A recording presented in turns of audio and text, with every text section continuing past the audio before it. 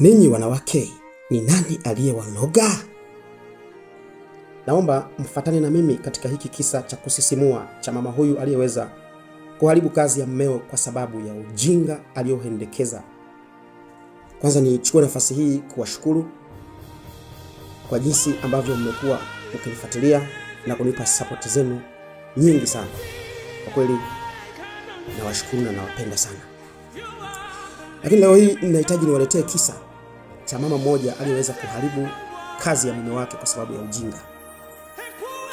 Na kabla sijaenda mbali, kwanza nilihitaji tusome kitabu cha Mwenyezi Mungu katika Agano Jipya.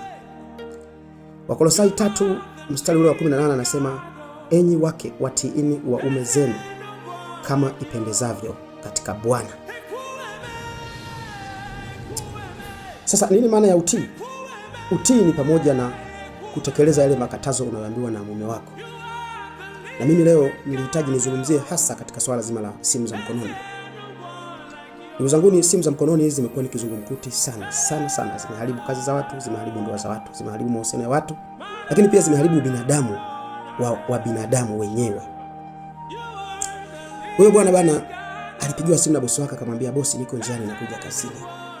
Baada kama dakika 10 au 15 nitakuwa nimefika hapo ofisini. Cha kushangaza, yule mwamba aliingia bafuni ili aoge chapchapu autumie ule muda alioweza kumwambia bosi wake awahi kwenye kibarua. Lakini kitu pekee, baada ya dakika 10 bosi akapiga tena simu ili walau yule mwamba arudie tena uongo mtakatifu kwa maana ya kupandia kibarua alichonacho. Mwamba akiwa bafuni, yule mke wake alipokea ile simu. Si unanielewa vizuri? Alipokea ile simu. Hebu tukamsikilize kwanza. Nango. Bosi anapiga.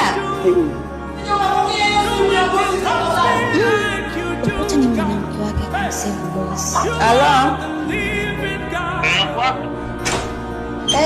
mke wake anaoga. Anaoga?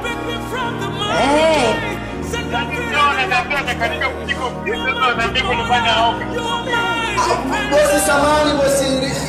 Nilikuwa namalizia kuongea nakuja sasa hivi ofisini bosi.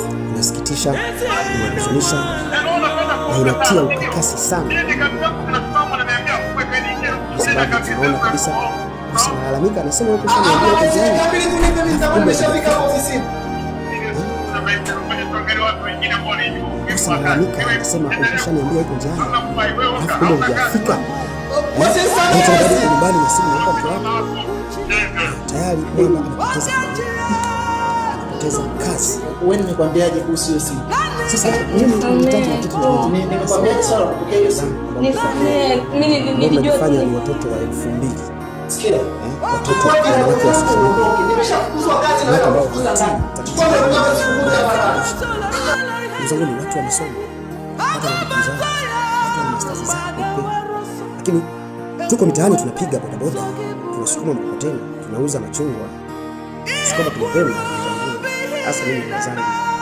Hebu mtii basi hizo simu, mzione kama ni sehemu pekee ya hatari katika maisha ya mwanaume ambaye anajihangaisha. Msifikiri kila mwanaume anapokuwa ameenda amekimbia kwa kama ameenda kwenye malaya au kwenye ngono. Msifikiri kila simu itakayopigwa kwamba ni mwanamke. Msifikiri kila simu itakayopigwa na mmeo kwamba ni hawala.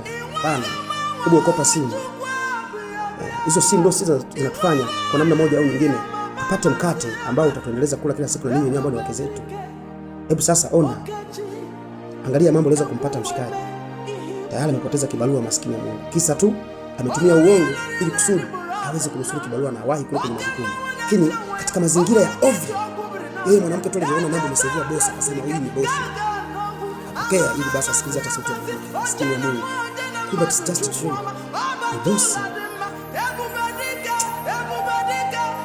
Okopeni sana simu za wazee. Okopeni sana simu za wazee. Msicheze sana na simu za mikononi za wanaume. Hatari. Na katika harakati za kuweza kulinda ndoa au mahusiano, jichunge sana. Usipende sana kusakisachi ya mambo ya message kwa mpenzi wako. Usipende sana kwa kwa vitu ambavyo havina yani inatia huruma na inatia ukakasi sana, ndugu zangu. Bwana, yule mtu ambaye atakuwa ameguswa na tukio hilo, asisahau kunifollow, comment na kushare ili watu waweze kusikiliza hii voice. Kweli inahuzunisha. Lakini pia usahau kunifuata YouTube, andika Luseba TV. Subscribe, weka makopa ya kutosha. Bana, nawapenda sana. Unanipa usingizi mzuri sana. Big up sana.